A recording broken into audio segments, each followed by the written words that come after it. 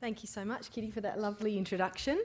Look, I'd like to start by acknowledging the wonderful welcome to country we had this morning from Barry and paying respects to the Aboriginal elders, both past and present.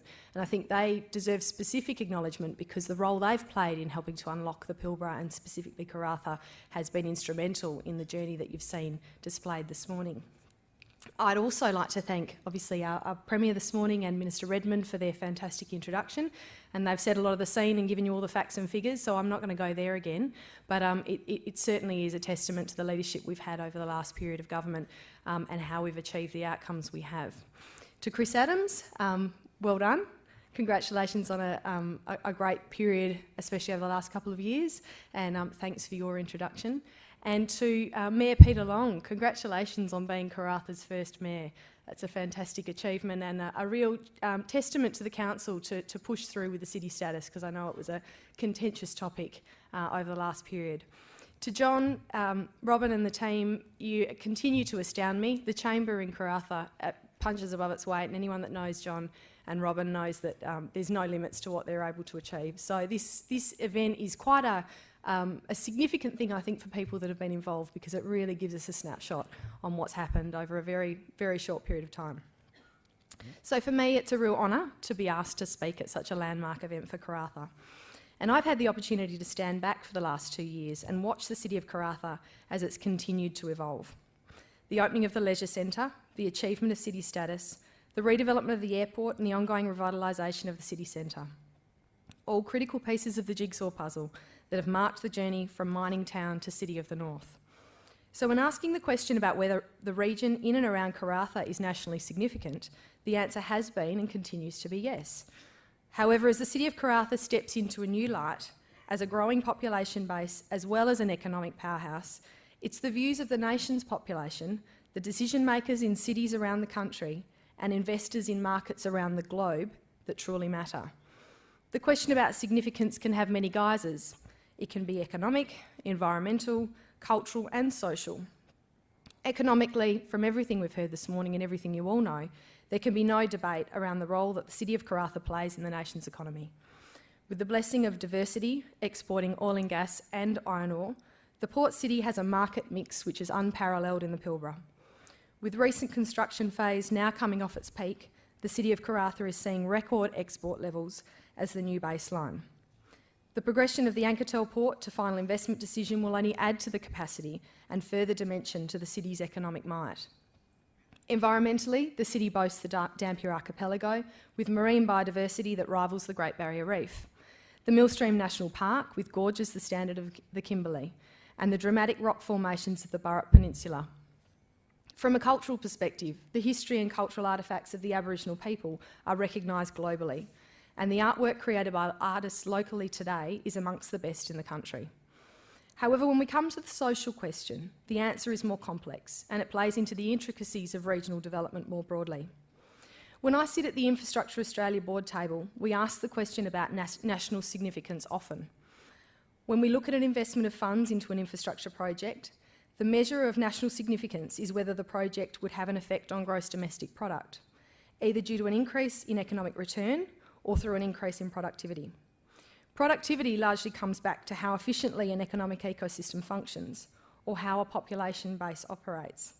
Significant changes in these factors come back to scale. When Infrastructure Australia assesses economic infrastructure, the Pilbara, and more specifically the city of Karratha, has no trouble demonstrating national significance. Often infrastructure investments mean a reduction in freight times, resulting in increased throughput, increasing export capacity or enhancing supply chains. All of these benefits have an impact on gross domestic product, making the investment in the region nationally significant. The national significance of the Pilbara and Karratha is evidenced further by the fact that it's the only regional location in Infrastructure Australia's board meeting list for 2015. The board is now of the view that to be across the economic opportunities in Australia means understanding what the Pilbara is doing and how it's unfolding. In the recent Northern Australia audit conducted by Infrastructure Australia as an input into the federal government's white paper, the Pilbara and the city of Karratha came up consistently as requiring additional investments in the areas of roads, rail, port, airports, water and power to unlock the growth potential to 2031. Alongside Gladstone in Queensland, the Pilbara is highlighted in its significance to Northern Australia's economic future. However, it's in the area of social recognition that the landscape begins to change. Pilbara City set an aspirational target of 50,000 people for the cities of Karratha and the town of Port Hedland by 2035, as we've heard this morning. The number 50,000, with all due respect, didn't contain a lot of science, but what it did was it flagged a scale that surpassed the organic growth that could be achieved by the resource sector alone. 50,000 people by 2035 would be evidence of an economy that had diversified and contained a significant level of services to support its population base. At 50,000 people, the city would be there to support the resources sector, not be dependent on the resources sector, and it's a critical differentiation. Another aspect to the significance question comes back to electoral clout. The reality is that our democratic system does not reward small settlements. In fact, it largely ignores them. Whilst the city's growth aspirations will never come close to that of a capital city, the role and value assigned to regional cities is an active topic of conversation at a national level. Regional cities take pressure from the ever-growing capitals, they provide an alternative lifestyle and amenity, and allow primary industries to grow and develop. It's all about being able to articulate your value proposition to the nation. The recent focus on Northern Australia by the federal government is of considerable interest to me. I'm eager to see what the white paper points to as the levers that government can pull to unlock the potential of the north of the country.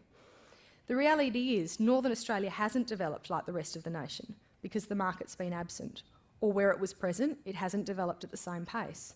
Significant resources and natural wealth exist. However, with those assets come the barriers of distance, weather, cost, and limited population. Queensland's the one exception to that population story.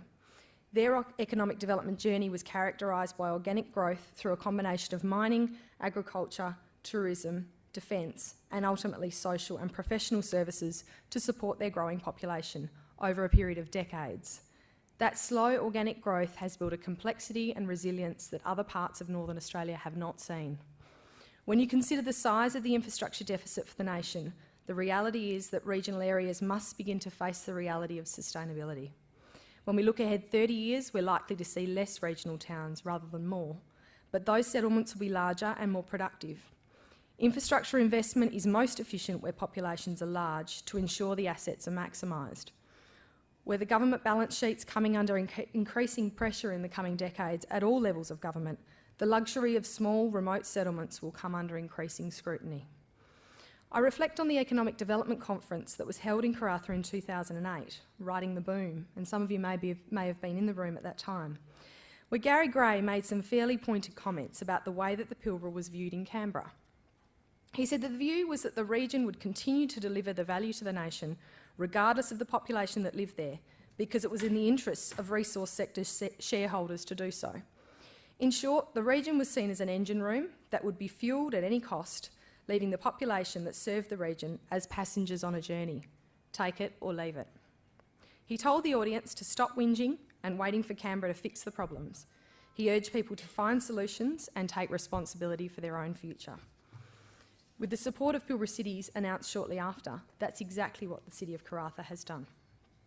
However, that view that Gary Gray expressed holds some valuable lessons for the long-term recalibration of the region and the brand of the City of Karratha. There has always been a lack of understanding at a national level about the value that the City of Karratha plays in supporting the economic engine. In order to achieve national significance, the Australian people need to be re-educated about the City of Karratha as a growing population and economy, and what they're doing to allow the resource sector to flourish and therefore the country to receive a greater return. The previous image of a mining town with exorbitant rents and no amenity must be redefined in the minds of the Australian people. The unfortunate media trend of promoting negative stories about a boom-bust cycle must be curbed and the city rebranded. Karratha now has a property market that is normalising, with capacity to grow, seeking opportunities for new industries to be built on the strength of the long-term resources operations. The long-held view in the Pilbara that the towns would exist for 40 years till the ore ran out has now been dispelled through the process of rebirth that's happened over the duration of the Pilbara City's intervention. The focus must now turn to the art of the possible. So the key to the answer about Karratha's national significance for the long term comes back to scale. In order for the city to punch at the weight of its economic might, it must achieve a critical mass. As to what that figure is, again, it's academic. It's about looking at the segments of the economic pie. I recall an economic development tour we undertook in 2010, where we investigated regional cities on the Queensland coast. Townsville will always remain a standout in my memories, to the extent that when we left, we thought we might actually leave Karratha and move there because they'd already done it and it looked much easier. But we didn't. And at that point, no one element of their economic mix constituted more than 15%. What that meant was that they had resilience and natural population growth that came from employment across a range of industries. Townsville also had a negative image for many years as a defence posting that was last on the list for most servicemen and women. However, that image has now changed.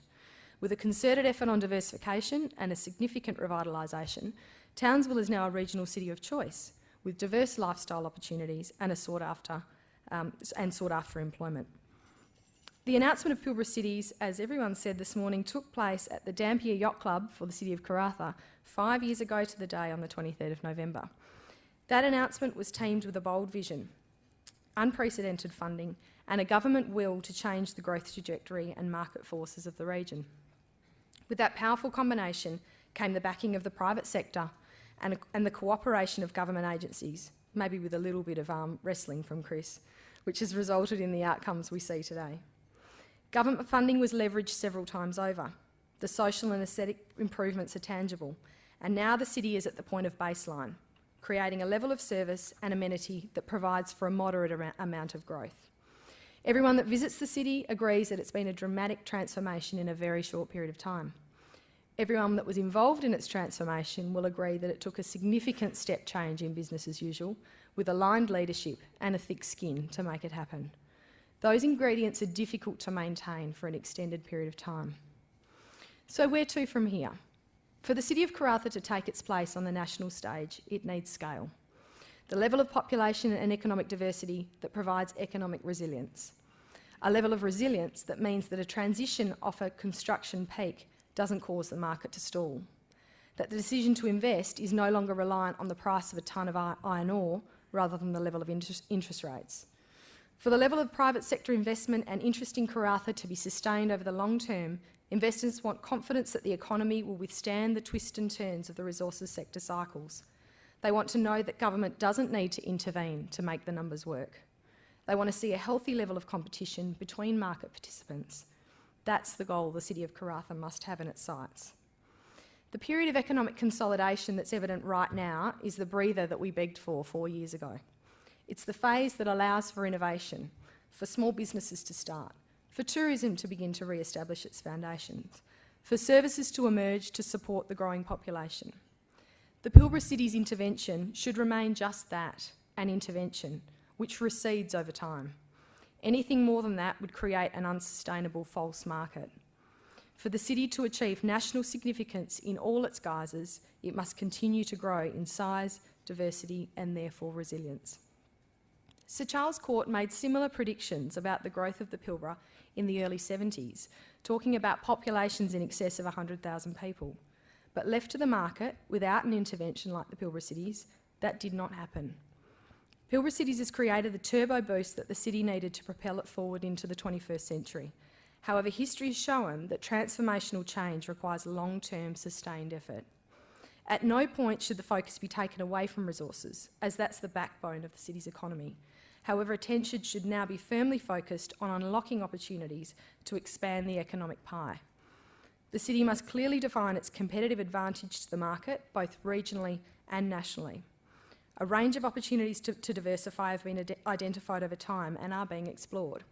Opportunities in defence, in tourism, Asian relations, education, vendor hubs in mining and oil and gas, renewable energy and agriculture, to name a few. Each of these opportunities requires detailed analysis and a comprehensive plan for long-term implementation. The classic question of what are we known for needs to continue to be asked to mark progress on this journey. Right now, the answer would be simple: mining and oil and gas. But going forward, that list must expand in the minds of the Australian people, decision makers in capital cities and investors in global markets. With the national focus on Northern Australia, a continuing level of support from royalties for regions, and an economy and in consolidation phase, now is the time to seed these diversification opportunities in preparation for the next phase of economic growth. Events like these are exactly what the city needs to showcase the progress that has been made, articulate the long-term vision for growth, and identify additional private sector partners for the journey ahead.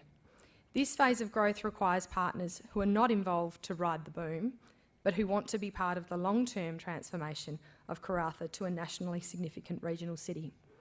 When I look around this room, and I've been chatting with people all morning, a lot of you, and in fact probably all of you in some way, have had a significant involvement and contribution to what's been achieved over this 5-year period, whether it's the Aboriginal people through unlocking land, whether it's through the resource sector partnerships and the commitments they've made to helping to deliver Pilbara cities, whether it's through property development, whether it's through some of the small businesses that have grown to match the demand, government agencies that have stepped up to the challenge.